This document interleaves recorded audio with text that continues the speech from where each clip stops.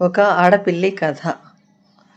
మా ఇంట్లో 2 సంవత్సరాల నుండి చాలా పిల్లులు వస్తూ ఉండేవి. కానీ ఒక పిల్లి మాత్రం మా ఇల్లు వదలకుండా పాలకి వస్తుంది. సరే కదా అని పాలు పోస్తూ ఉంటే ఒక పెద్దావిడ అనేది, పిల్లికి పాలు పోయకండి, పిల్లి యజమాని కళ్ళు పోవాలని శపిస్తుంది అని. ఒకరోజు భయపడ్డాను. కానీ మా అక్కయ్య, ఒక జీవి కడుపు నింపితే పుణ్యమే కానీ పాపం ఎందుకు వస్తుంది అంది. సరే అని నేను మా వారి ఇద్దరం అది వచ్చినప్పుడల్లా పాలు పోసేవాళ్ళం. భగవంతుడు ఆడపిల్లికే ఎందుకు ఇంత కష్టాలు ఇస్తాడా అనిపిస్తుంది. ఈ 2 ఏళ్లలో 4 సార్లు పిల్లల్ని పెట్టింది. మగపిల్లి ఏదో ఎక్కడుంటుందో కూడా తెలియదు. కానీ మొదటిసారి 4 పిల్లల్ని పెట్టింది, రెండవసారి 3 పిల్లల్ని పెట్టింది, మూడవసారి 2 పిల్లల్ని మాత్రమే పెట్టింది. 4వసారి 1 పిల్లనే పెడుతుందేమో అనుకున్నా. కానీ 4 పిల్లల్ని పెట్టింది. కడుపుతో ఉన్నప్పటి నుంచి చూడలేదు దాని బాధ. ఆపసోపాలు పడుతూ అక్కడ పడుకుని ఇక్కడ పడుకుని నానా అవస్థలు పడుతుంది.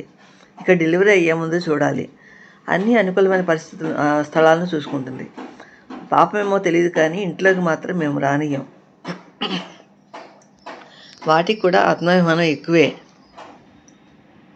ఒకసారి గట్టిగా అరిచామని 6 నెలలు మా ఇంటి మొహం చూడలేదు. చచ్చిపోయిందేమో అని భయపడ్డాం. కింద కనపడింది. ఎలా ఉన్నా అని మన భాషలో అడిగితే ఏదో సమాధానం చెప్పింది. మరు నిమిషంలో ఇంటి ముందు వాలింది. మళ్ళీ యథాప్రకారం రావడం మొదలుపెట్టింది. 1-2 సార్లు ఇంట్లోకి పిల్లల్ని పెట్టడానికి ప్రయత్నం చేసింది. మా ఆయన వాటిని తీసి బయట పెట్టారు, సురక్షితమైన స్థలంలోనే. ఇప్పుడు మళ్ళీ నేను నిన్న తాళం వేసి బయటకు వెళ్తుంటే ఏదేదో చెప్తోంది. ఈరోజు మాకు డౌట్ వచ్చింది. ఇంట్లో ఏమైనా ఉన్నాయా అని చూస్తే దేవుడి అర కింద 2 పిల్లి పిల్లలు ఉన్నాయి. ఇప్పటిదాకా అసలు శబ్దం రాలేదు. ఇప్పుడు తీస్తుంటే మాత్రం సన్నగా మ్యావ్ మ్యావ్ అని అరుస్తున్నాయి. జాగ్రత్తగా వాటిని బకెట్లో వేసి మళ్ళీ ఎక్కడో జాగ్రత్తగా పెట్టారు. ఆ తల్లి వచ్చి ఆ పిల్లల్ని జాగ్రత్తగా తీసుకెళ్ళాలని కోరుకుంటున్నాను.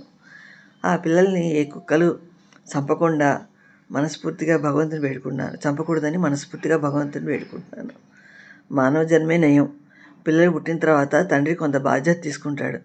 ఇతర ఆడజీవి కష్టం ఎవరికి రాకూడదు సుమా.